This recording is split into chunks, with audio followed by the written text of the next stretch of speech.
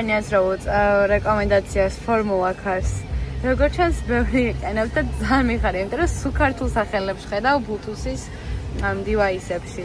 Tedo, Luca, Gigi. ძალიან მაგარი. ეხლა მოვედით CK-ს სანახავად, საიდანაც ძალიან ბევრი ადამიანი ხტება, აი როგორც ხედავთ.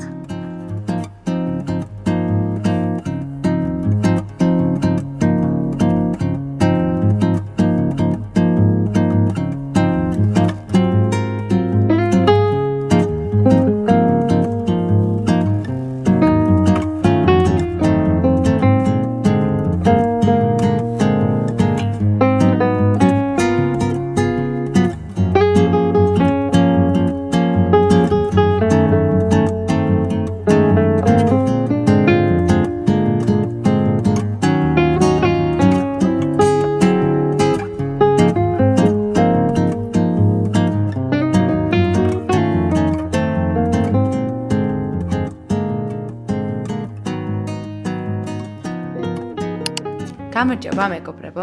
ეხლა ვამონტაჟებდი vlogs. აი გერმანიიდან რო დავბრუნდი და მაიანაპაში რაღაც ლამაზი ადგილები ვნახე. მოკლედ ეგ vlog-ი არის და რაღაც ისეთი კადრები მაქვს. რამაც შეიძლება დაგაბრუნეთ. ამიტომ გადავწყვეტა რომ ეხლა ჩავერთო უცბად და მოგიყვეთ, იმიტომ რომ თუ არ ვწდები, ესე წესიერად არ დამждარვარ და კამერთან არ მისაუბრია იმ გეგმებზე და იმ ჩანაფიქრზე, რაც ჩვენ გქონდა. პირველად უნდა ვცადო თქვენთან ერთად, მოდი აბა როგორ ამაგრებენ ამაზე. იმიტომ რომ უნდა ვცადო. ძალიან საზეცილო. რა ვიცი აბა. ესე იგი მე და გიომ გადავწყვეტეთ ქორწილის გაკეთება კვიპროსზე. და ეს იდეა გაჩნდა დაახლოებით 2-3 თვის წინ. ძალიან უცბად და ესე რომ ვთქვათ force majeure-ში გავაკეთეთ ყველაფერი. მაგრამ ზოგადად ქორწილის გადახდა ყოველთვის იყო ჩემი ოცნება და ყოველთვის მინდოდა და ვერცს ვერ ვიგებ იმ ადამიანებსაც და გოგოებისაც, ვინც ამბობს რომ ქორწილი არ უნდა, იმიტომ რომ არ ვიცი, მგონია რომ ყველა გოგოს უნდა ქორწილი. რატო არა? აქ ჩამოსვლისთვის იმდენად სწრაფად მოხდა ყველაფერი, რომ ხელი მოვაწერეთ და უცბად წამოვედით, რომ ფიზიკურად ქორწილს კი არა, რა ვიცი, ხელის მოწერა ძლივს მოვასწარით, მე მგონი. ამიტომაც სულ ამბობდი, რომ მეთქე როგორ ხარ მე გავაკეთეთ, იქნებ დადგეს ის დღეც და მე გავაკეთოთ თქო, ან იქნებ კვიპროსში გავაკეთოთ თქო.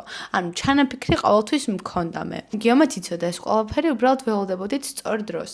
ეს სწორი დროც, იმიტომ რომ ჯვრის დაწერა გადავწყვიტეთ. როდესაც საუბრობდით იმაზე თუ სად უნდა დაგვეწერა ჯვარი, ან ვინ უნდა ყოფილიყო ჩვენთან, მეჯვარეების გარდა, მივხვდით რომ რამდენიმე ჩვენი მეგობრიც უნდა ყოფილიყო, მხოლოდ მეჯვარეები არა, მე კიდე უფრო გავაფართოვეთ ეს იდეა, გავაფართოვეთ და ავედით დაახლოებით 50 ადამიანს და უკვე სრულფასოვანი ქორწილია, ჩემი აზრით ახლა კვიპროსში 50 ქართველი რო ჩამოდის, ძალიან კარგია. და ეგრეთ წოდებული destination wedding, რასაც ეძახიან, ეგეთ ვარიანტში გამოვიდოდა. ძალიან ბევრი პლუსი აქვს მსგავს ქორწილებს, ანუ საზღვარგარეთ გაკეთებულს. ბევრი მინუსიც აქვს, მაგრამ ჩემი აზრით უფრო მეტწილად კარგია ვიდრე ცუდი. ეგ იქით იყოს და მაგის განხილვა სხვა დროს, მაგრამ მოდი ვისაუბროთ უშუალოდ რა ეტაპები იყო გასავლელი იმისთვის, რომ ჩვენ აქ ქორწილი გაგვეკეთებინა. TikTok-ზე აღმოაჩინე ერთი გოგო, რომელსაც ჰქონდა ქორწილი აიენაპაში და რეალურად ჩემი მთავარი მიზანი რაც იყო ქართველი მამაოს პოვნა. ამის გარშე არ გამოვიდოდა რა თქმა უნდა არაფერი და ამ გოგოს როდესაც დავაკონტაქტე, დამაკვალი ანა მირჩია, ნომერიც კი მომცა მამაოს, თუმცა ეს მოხდა ძალიან ადრე, ანუ მაგის მერე დიდი დრო გავიდა, თავიდან ჩვენი მეგობრებისთვის გვინდოდა და არ გამოვიდა, ერთი სიტყვით ეს ნომერი მქონდა დიდი ხნის მანძილზე. და დავურეკე მამაოსთან, გამოვკითხე ყველაფერი, რა საბუთები იყო საჭირო, რა უნდა გაგვეკეთებინა და მაგ პერიოდში ზუსტად მე მივდიოდი გერმანიაში, გიო ჩადიოდა თბილისში. ჩვენ საქმეებზე მოკლედ წავედით და მამამ როდესაც გითხრა, რა საბუთები იყო საჭირო და ძალიან ბევრი საბუთი იყო საჭირო, აი ძალიან. ყველაფერი ჩავუგდე გიოს და მოკლედ გააკეთა.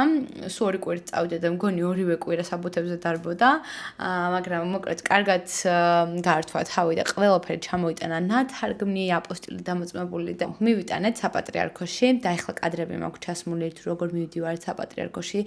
წმინდა ნიკოლოზის სახელობის ეკლესიაში გვინდოდა ჯვრის დაწერა, რომელიც ზღვასთან არის, ულამაზესი არის რაღაცნაირად ბერძნულ სტილში, ცისფერი გუმბათით და მოკლედ ზღაპრული ადგილი არის. რა თქმა უნდა, ეს საბუთები საჭიროა იმისთვის, რომ მამაო ჩამოვიდეს, იმიტომ რომ სხვა ქალაქში ცხოვრობს და აქ უფლება ქონდეს ჯვარი დაგვწეროს და საბოლოოდ საბუთიც ავიღოთ, რომ ჯვარი გვაქვს დაწერილი.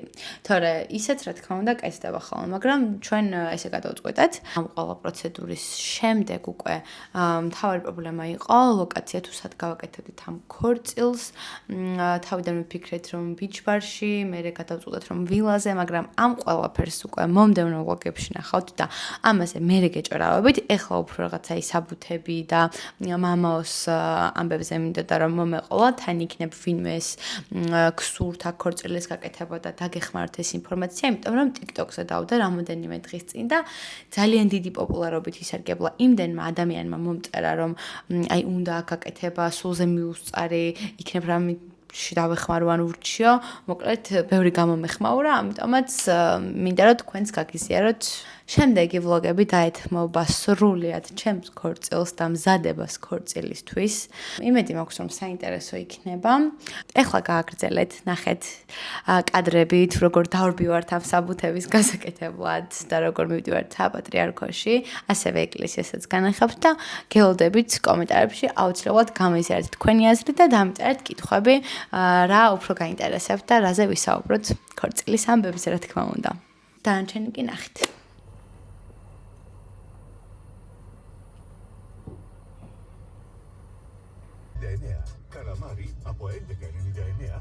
დილამშვიდობისა მეგობრებო, ეხლა გამოვედით ჩვენ სახლიდან, მივდივართ აიანაპაში, იმიტომ რომ აიანაპაში არის საპატრიარქო, სადაც უნდა ჩავაბაროთ ჩვენი საბუთები.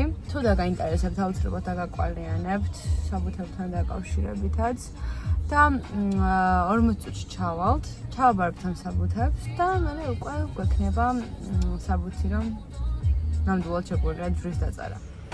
აი, მოვედით საპატრიარქო, ესე გამოიყურება.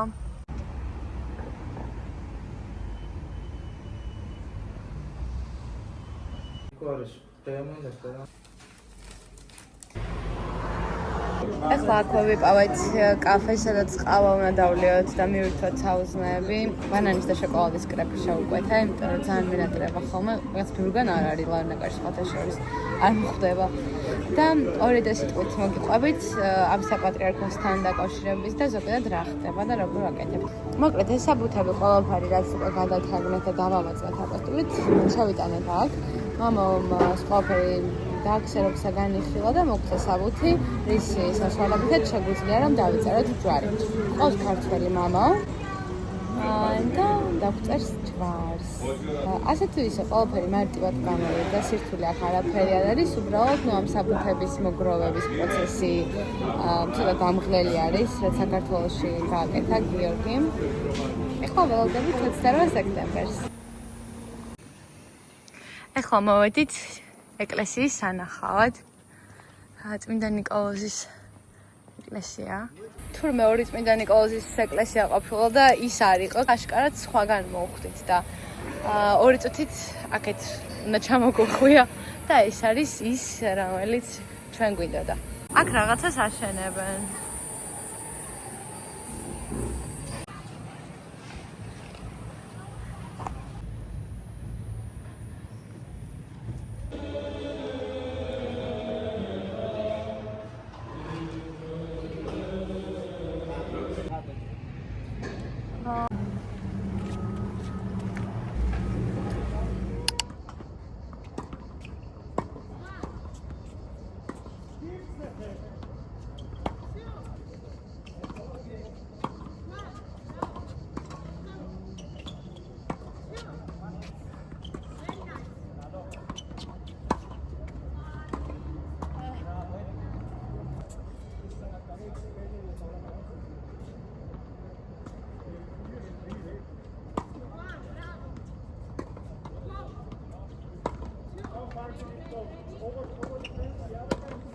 და რაც ყველაზე მთავარია, გვექნება ახლა unboxing-ი, სადაც გაჩვენებთ ჩემს მეორე კაბას, ხოლო ჩემ პირველ კაბას უნდა დავუთმო, მე მგონი ცალკე ვიდეო, იმიტომ რომ ისეთი რაღაც გადამხდა, რომ არ ვიცი, არ დაიჯერებთ, ამიტომ მაგ ისტორიას აუცილებლად მოგიყვებით, თუმცა თქვენ განახებთ ჩემს მეორე კაბას, რომელიც Meter Store-ში შევუკვეთე.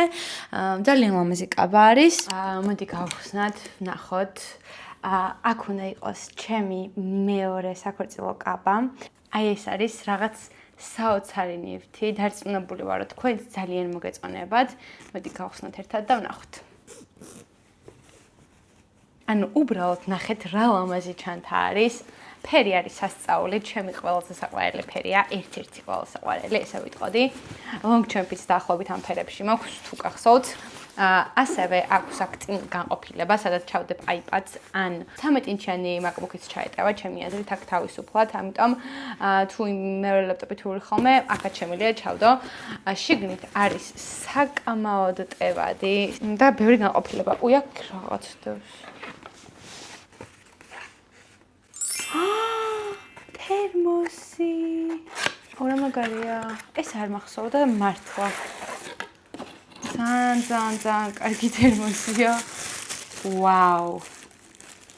ძალიან ლამაზია. კიდევ ერთი ჯიბი აქვს აქ, რომელიც ესე ელვით იღება და ძალიან ღრმა არის შიგნით, ანუ მთლიანად ჯიბი არის აქ. გონია რომ გზავრობის დროსაც იქნება უზომოდ პრაქტიკული და ამ ბოლო დროს ზურგჩანთებს დიდად არ ვყიდულობდი და არც გამოჩნია წესიერი ზურგჩანთა ეს თუ არ ჩავთვლით, ამიტომ ძალიან კარგი და საჭირო ნივთი შეემატა ჩემს ჩანთების კოლექციას, მოდი ესე ვიტყვი. და არ ვიცი, საჭირო არის ზურგჩანთა ჩემი აზრით. ყველა ადამიანს უნდა გქონდეს ერთი კარგი ზურგჩანთა და ეს კონკრეტული მოდელი ალბათ ძალიან დიდი ხანი არ მომბეზრდება. ძალიან სადა, ლამაზი, ხარისხი არაჩვეულებრივი, ანუ ყველანაირ ასპექტში დავუწერდი 10-დან 10. თქვენ ჩემი ფასეთ, გამიზიარეთ როგორ მოგწონთ. ძალიან მაინტერესებს, ძირითად შემთხვევაში ჩვენი გემოვნება ემთხვევა ხოლმე კომენტარებიდან გამომდინარე და არ ვიცი, ეს ბოთლიც ძალიან გამიხარდა. ეხლა მინდა რომ გაჩვენოთ კაბა, რომელიც უნდა გამოვიცვალო ქორწილში, ანუ ჩემი მეორე კაბა არის, რომელიც გამოვიწერე Meter Store-დან და ერთი ცული მაქვს. მე მგონი ნორმალური არის აქ განათება და მოდი ეხლა გავხსნათ.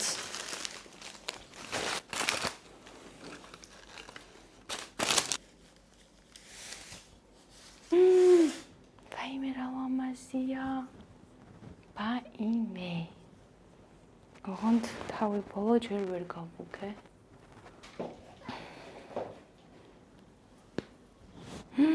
ძალიან გრძელი ჩანს. ეს დავიჯერო, ახლა სმოლია, ძალიან მეეჭვება.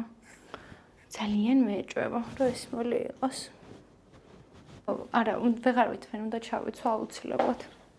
არ უნდა გაჩვენოთ ჯერ, სიურპრიზი იქნება, მაგრამ ზომა არის ნორმალური. რო გავხსენი კაბა ძალიან დიდი მეგონა, მაგრამ ეგეთი დიდი არ ყოფილა, ქუსლზე საკმაოდ კარგი სიგრძე დადგება და ისედაც ნორმალური ზომა არის. დაელოდეთ ქორწილის ფოტოებს და ვიდეოებს.